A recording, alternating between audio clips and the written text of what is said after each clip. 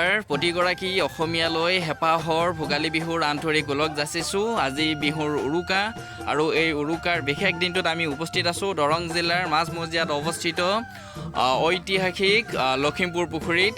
দৰঙী ৰজা ধৰ্মনাৰায়ণৰ দিনত খন্দোৱা এয়া ঐতিহাসিক লখিমপুৰ পুখুৰী। প্ৰায় 1600 শতিকাতে এই পুখুৰীটো খন্দোৱা হৈছিলে আৰু আপোনালোকক এতিয়া দেখুৱাবলৈ লোৱা হৈছে এই পুখুৰীৰ এক মনোৰম দৃশ্য। আজি উৰুকাৰ কাৰণে এই পুখুৰীত যোৱা 3 দিনৰ পৰা ইয়াতে মাছ ধৰি থকা হৈছে আৰু ইয়াৰ পৰাই অসমৰ বিভিন্ন ঠাইলৈ এই ভোগালী বিহু উপলক্ষে মাছ পঠোৱা হ'ব আৰু ইচ্ছা কৰিলে আপোনালোকে ইয়ালৈকে আহি এয়া ঐতিহাসিক লখিমপুৰ পুখুৰীলৈকে আহি আপোনালোকে যি ভোগালী বিহুত উদৰ পূৰাই খোৱাৰ যি হেঁপাহ আছে, যি মন আছে, আপোনালোকে ইয়াৰ পৰাই মাছ লৈ ল'ব পাৰিব।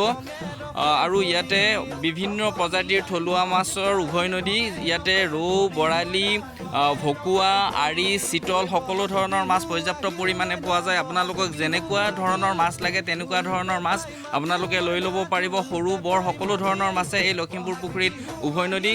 খুব সুন্দৰ মাছ এই লখিমপুৰ পুখুৰীৰ। আৰু আপোনালোকে জানেই লখিমপুৰ পুখুৰীৰ কথা আপোনালোকে বহু ঠাইত শুনিছে, বিভিন্ন মাধ্যমৰ যোগে আপোনালোকে এই লখিমপুৰ পুখুৰীৰ বিষয়ে শুনিছে আৰু আপোনালোকক দেখুৱাবলৈ লোৱা হৈছে এক সুন্দৰ দৃশ্য। আপোনালোকে দেখিবলৈ পাইছে কিমান ডাঙৰ ডাঙৰ মাছ মাছমৰীয়াসকলে উঠাইছে কেৱল উৰুকাৰ দিনাখনে, যাতে আমি সকলোৱে লগে ভাগে এসাঁজ সুন্দৰভাৱে খাব পাৰোঁ এই মাছেৰে।